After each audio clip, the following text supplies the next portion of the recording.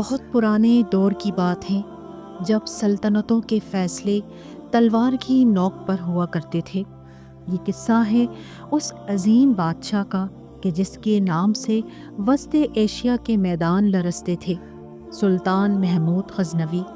سلطان کا دربار علم و حکمت اور دبدبے کا مرکز تھا، لیکن اس عظیم سلطنت پر شکوہ محلوں کی دیواروں کے پیچھے ایک ایسی کہانی جنم لے رہی تھی جس نے تخت و تاج کے وارثوں اور بڑے بڑے عقل مند وزیروں کو چکرا کر رکھ دیا۔ یہ قصہ کسی جنگی فتح کا نہیں بلکہ ایک بیش بہا قیمتی موتی اور اس کے پیچھے چھپے راز کا ہے جس نے وفاداری کے معنی ہی بدل دیے۔ سلطان محمود غزنوی کے دربار میں ایک شخص ایسا تھا کہ جس پر سلطان کی نظر عنایت سب سے زیادہ تھی، اور وہ تھا ایاز۔ ایاز کوئی شہزادہ نہیں تھا بلکہ ایک غلام تھا جس نے اپنی وفاداری اور سچائی سے سلطان کے دل میں وہ جگہ بنا لی تھی جو بڑے بڑے جرنیلوں کو بھی نصیب نہ تھی۔ دربار کے وزراء ایاز کی اس قربت سے بہت جلتے تھے۔ وہ رات بھر سازشیں بناتے کہ کس طرح ایاز کو سلطان کی نظروں میں گرا دیا جائے۔ وہ کہتے، آخر اس معمولی غلام میں ایسی کیا بات ہے جو ہم جیسے تجربہ کار وزیروں میں نہیں؟ حسد کی یہ آگ اس وقت بھڑک اٹھی جب سلطان نے ایاز کو اہم ترین ذمہ داریاں سونپنا شروع کر دیں۔ ایک دن سلطان نے ان کے حسد کو بھانپ لیا اور فیصلہ کیا کہ آج سب کے سامنے دودھ کا دودھ اور پانی کا پانی کر دیا جائے۔ سلطان نے اپنے خاص خزانے سے ایک ایسا قیمتی موتی نکلوایا جس کی مثال پوری دنیا میں نہیں تھی۔ یہ موتی اپنی چمک، سائز اور نایاب ہونے کی وجہ سے بے بہا قیمتی تھا۔ دربار سجا ہوا تھا، مشعلیں روشن تھیں اور سب کی نظریں اس چمکتے ہوئے پتھر پر جمی تھیں۔ سلطان نے ایک بلند آواز میں کہا، اے میرے وفادار وزیروں، دیکھو یہ وہ قیمتی موتی ہے جس کی قیمت میں شاید ایک چھوٹی ریاست خریدی جا سکتی ہے۔ آج میں تم سب کی عقل اور دانش کا امتحان لینا چاہتا ہوں۔ سلطان نے اپنے سب سے تجربہ کار وزیر کو بلایا جس کی داڑھی سفید ہو چکی تھی، اور اسے موتی تھماتے ہوئے کہا، اسے ابھی کے ابھی زمین پر مار کر ٹکڑے ٹکڑے کر دو۔ یہ سن کر پورے دربار میں سناٹا چھا گیا۔ وزیر کے ہاتھ پیر کانپنے لگے۔ وہ بولا، ذل الہی، میں معافی چاہتا ہوں، میں یہ گناہ نہیں کر سکتا۔ یہ موتی سلطنت کا اثاثہ ہے، اسے توڑنا حماقت اور قومی نقصان ہے۔ میری عقل کہتی ہے کہ اسے محفوظ رکھا جائے۔ یہ سن کر سلطان مسکرایا اور اسے انعام دے کر ایک طرف کھڑا کر دیا اور کہا کہ تم نے سلطنت کے مال کی فکر کی، تم اچھے وزیر ہو۔ اسی طرح باری باری 7 بڑے وزیروں کو بلایا گیا۔ ہر ایک نے بڑی بڑی منطقیں پیش کیں۔ کہنے لگے، حضور، یہ خدا کی دی ہوئی نعمت کی توہین ہے۔ بادشاہ سلامت، آنے والی نسلیں ہمیں کیا کہیں گی کہ ہم نے اتنی نایاب چیز ضائع کر دی؟ سب نے عقل مندی کا مظاہرہ کیا اور موتی توڑنے سے انکار کر دیا۔ سلطان نے سب کی تعریف کی، لیکن اس کی آنکھوں میں ایک عجیب سا انتظار تھا۔ آخر میں سلطان نے ایاز کو پکارا، ایاز، اب تمہاری باری ہے، یہ موتی لو اور اسے ابھی کے ابھی پاش پاش کر دو۔ ایاز نے وہ موتی ہاتھ میں لیا۔ دربار میں موجود وزراء ایک دوسرے کو دیکھ کر مسکرانے لگے۔ ان کا خیال تھا کہ ایاز بھی انکار کرے گا، یا پھر اگر توڑ بھی دیا تو سلطان اسے بے وقوف قرار دے کر دربار سے نکال ہی دے گا۔ لیکن ایاز نے نہ سوچا، نہ دلیل دی، اور نہ ہی سلطان کے چہرے کی طرف دوبارہ دیکھا۔ اس نے ایک وزنی پتھر اٹھایا اور پوری قوت سے اس نایاب موتی پر دے مارا۔ کڑاک کی آواز آئی اور وہ بیش بہا قیمتی موتی دربار کے فرش پر ریزہ ریزہ ہو گیا۔ یہ دیکھ کر درباری چیخ اٹھے اور کہنے لگے، نافرمان گستاخ، ایاز نے سلطان کی دولت برباد کر دی۔ سلطان نے بھی گرج کر پوچھا، ایاز تو نے یہ کیا کیا؟ تجھے اس کی قیمت کا اندازہ نہیں تھا۔ ایاز نے نہایت سکون سے سر جھکایا اور کہا، بادشاہ سلامت، موتی کی قیمت بیش بہا تھی، لیکن آپ کے حکم کی قیمت اس سے کہیں زیادہ تھی۔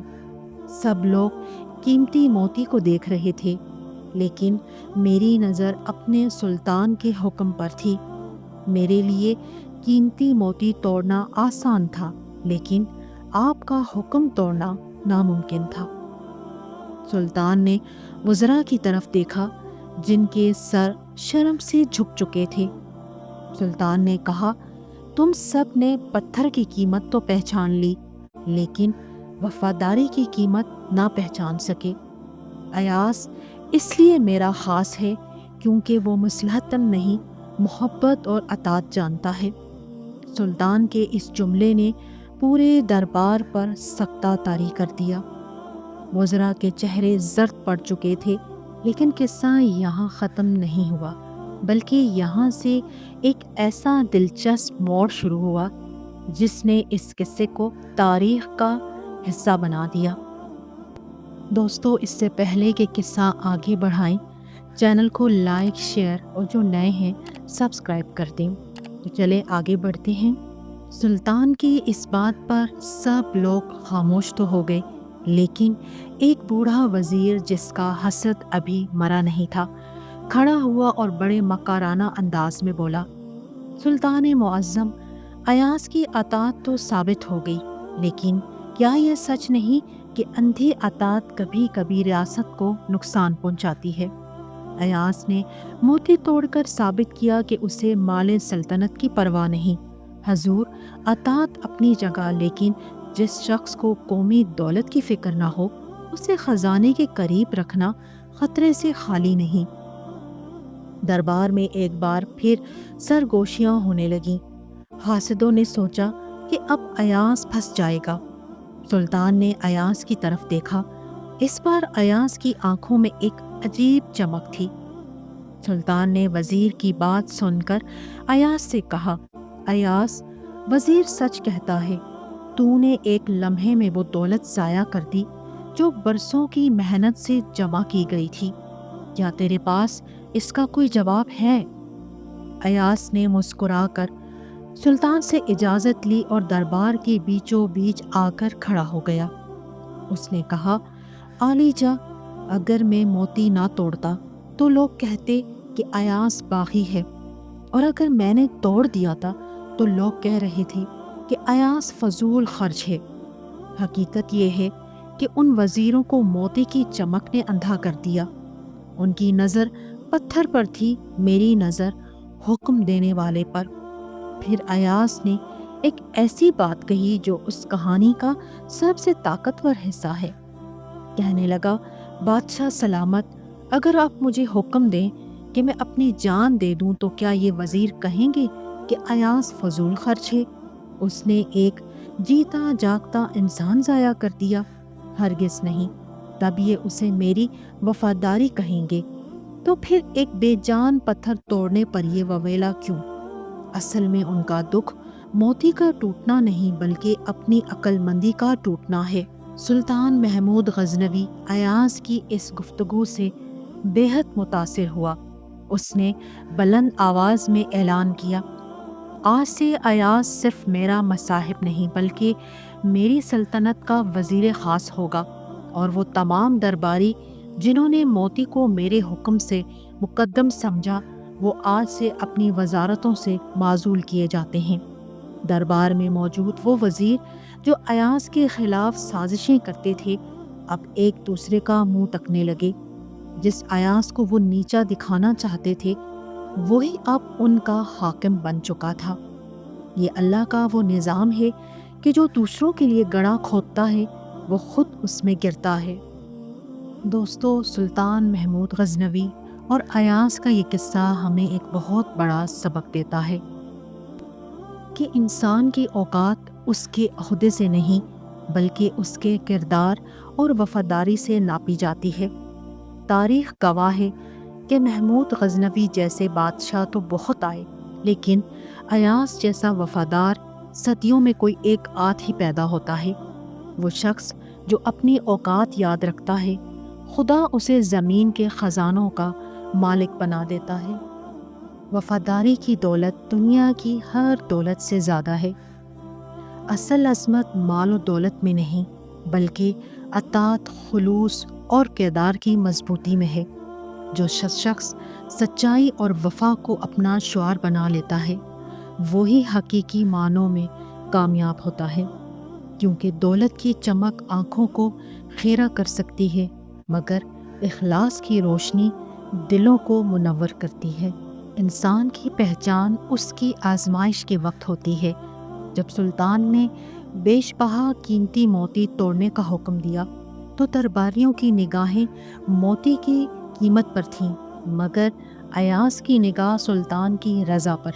یہی فرق عام اور خاص میں امتیاز پیدا کرتا ہے۔ دنیا میں بے شمار چیزیں ہمیں اپنی چمک دمک سے لبھاتی ہیں مگر اصل کامیابی یہ ہے کہ انسان حق اور وفاداری کو ہر قیمت پر مقدم رکھے۔